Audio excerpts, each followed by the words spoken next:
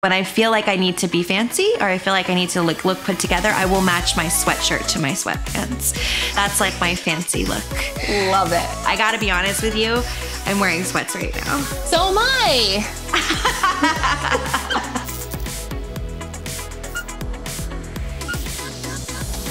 Hi, Elizabeth. How are you? I am good. How are you? Good. I'm so excited to talk to you, and I'm very starstruck. So you are just my favorite. It's very exciting. Aw, thank you. Sure. So you started a production company during the pandemic, which is amazing. So bravo for that. And under that company, you star in, direct, and executive produce Shining Girls. Can you tell me, what is your time management secret? Where do you find enough hours in the day? I wish I knew the answer. If I were to look too far in advance into my schedule, I would crumble and not want to get out of bed. So I try to just go, here's what I'm doing today. I also will say I have a team of people who help me to figure this out. You know what I mean? It's not me alone at home with my day planner, writing down what I have to do the next week. So I have an amazing team of people who I would not be able to schedule my life without. That's awesome. So let's talk about the show. So Shining Girls.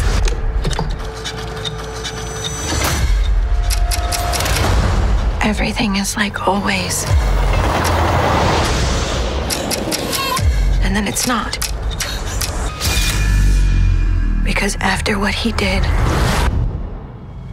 everything changed. He's everybody. He's nobody. He's all the time. Are you able to elaborate on the title and tell me, like, what exactly is a shining girl? It's a person who is at a moment in their life when they are fully becoming themselves, when they are either realizing a dream or a goal, or they are coming out of their shell or becoming more confident, or they're just embracing who they are, living their best life. And I think that each of the girls that unfortunately are Harper's victims in the show, they're all at this moment in their lives when things are kind of either crystallizing for them, or they're becoming the person that they want to be and that they've been working towards, or it's a big moment in their lives. And so that for me is what shine is. When Harper talks about taking away someone's shine, that's for me what shine is. Yeah, it is actually a beautiful sentiment, but like you said, like an unfortunate one at the same time in this instance. Yes, exactly. So the show touches on a couple of different decades. The first episode opens in 1964, and then we spend a lot of time in the 90s. For you personally, like, is there a decade that you identify with most in like the show? I suppose the 90s, because I was 10 in 1992. So I was still young, but I was aware of what was going on. So I'm like one of those people who, probably sounds a little on the older side when I say I can't believe 92 was 30 years ago. Like, that blows my mind. Same, totally. Yeah, like that's not right. So definitely the 90s for me. 90s for me too, all the way. And your character Kirby listens to a Walkman on the show, which is also pretty 90s. I'm wondering, if someone were to hand you a Walkman right now, what song would you want to be playing on it? Oh, that's a good question. Oh my God. What song would I want to be playing? Okay, well, I was listening to the new Lorde album this morning because she performed in Toronto, I think, last night. And I wasn't able to go because I'm bubbled and I'm working, I'm shooting, so I'm not allowed to go get a cup of coffee. But it's fine. Don't worry. I'm okay. But so I was like, oh, the new album, which I actually haven't listened to. So I was listening to Lorde's new album. So I guess it would be the Lorde cassette that I would put in. Cool.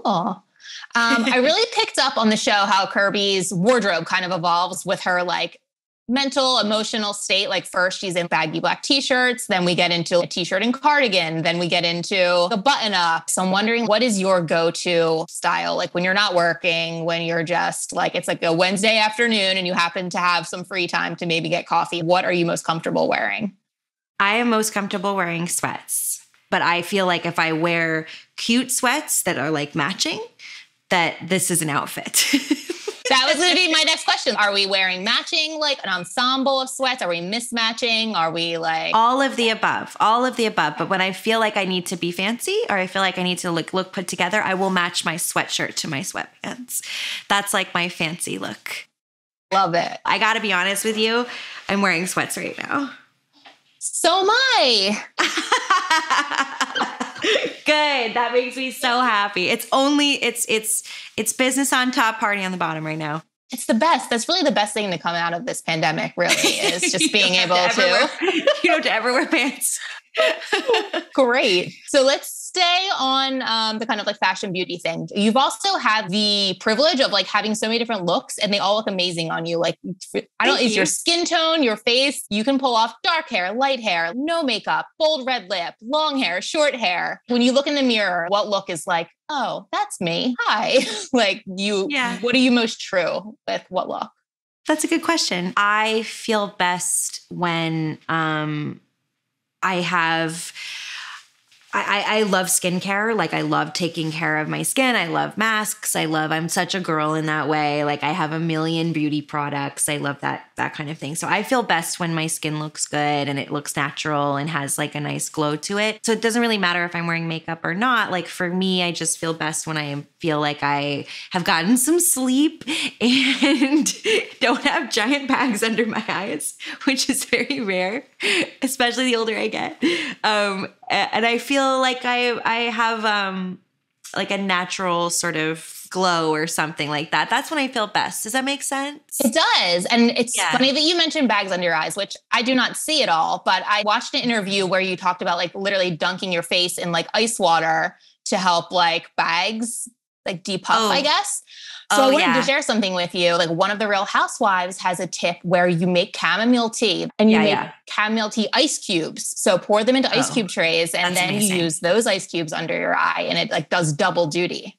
That's an incredible idea. This is the most helpful thing anyone has said to me all day. Oh. That's actually an incredible idea. And I have in my freezer a stack of like face masks that are in ice, rollers, like all kinds of things that I just try to bring my face down to a normal looking face in the morning, just somewhere in the realm of human face. I'm sure it does not take much, but I'm glad I could share my chamomile ice cube trick with you. Yeah. So totally switching gears. I was at a baseball game yesterday at the Phillies game because it was opening weekend. And I know you're a huge Cubs fan. And I was trying to think like, why do I love baseball games so much? And I was wondering if you've been able to like pinpoint like what you love about baseball. Yeah, that's a hard one, isn't it? I mean, there's so many things I love about it, but I think that there is a comfort to it for me. I think there's something comforting about the sound. There's something comforting about the feeling of it. I grew up going to baseball games. So for me, it's very much linked with a lot of like happy times in my family and childhood. I'm a fourth generation Cubs fan. So it's not even just going to the games, but watching the games on TV. Some of my earliest memories are watching games with my grandparents. So for me, it's very much a personal comfort connection. Yeah, I agree. It's like the outdoors, the weather, it's like spring getting into summer, the energy is different. Yeah, there's so much. Baseball's the best. Love it.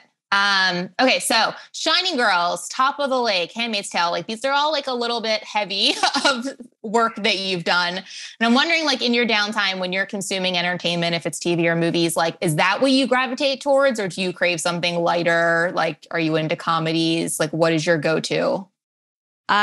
Definitely, usually on the lighter side. I've seen all of the drama. I've seen all of the darker stuff. Like I've watched all of the, classics and I love that too. But when I'm working, I tend to gravitate towards something lighter when I come home. Something that is a departure for me is something that I appreciate, but it doesn't always have to be comedy. I mean, right now I'm almost done with a rewatch of Downton Abbey.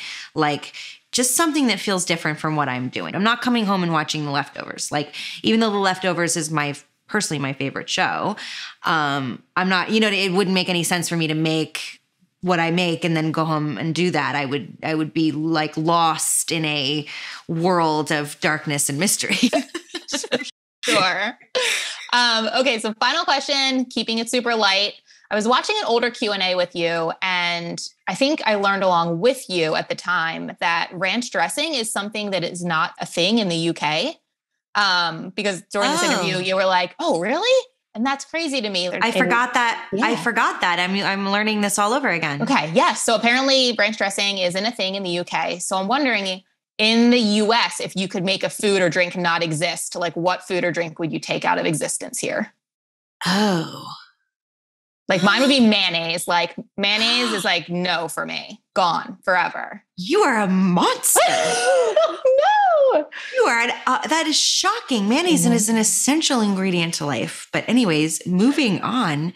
I would say, this is such a random thing, but I would say anything with like beets, like beet juice or beet. I don't need them. I get that. I don't need them. Like they're not a tomato, and it's not an apple. What is it? It's like, I don't even like hate beets. It's not like I would eat a beet. It's not like something I hate. It's just that if there was something that I'd be like, I don't think I would notice it being gone. It would be a beet. It would be a beet. And they stain your fingers. Specifically. Yeah. Beet juice. What is that? That's not no. Why? Well, it's gone. Now we can get rid of it. I want to we're going to send ranch dressing to the UK though. This is like, they need it. What do they use? I don't know, but like, what are they dipping their white broccoli pizza in? Because you need ranch dressing for that. I don't know. That is the pressing question. We'll get to the bottom of it somehow. But all right. Well, thank you so much for chatting with me. This was great. The show is wonderful. I can't wait to keep going. Everyone's going to love it. And you are a delight. So thank you. Thank you. Thank you for a fun interview. I appreciate it. No problem. Take care. Hey. Memories are fragile. I want us to sketch out the right man. We just need enough details for someone who knows him. It won't work. No one knows him. I heard this morning, city workers found a body from a young woman called Julia. 6 years ago, I was cut up like her. What someone did to Julia, they tried to do to you. After what he did, things aren't how they should be. It starts with little things, and then big things. And nobody remembers anything different. There are multiple women dead over multiple decades. He's the one connecting them. There'll be more. I don't know how, but he's been watching me since I was a kid. He's everybody. He's nobody. He's all the time. Who's the man who visits you?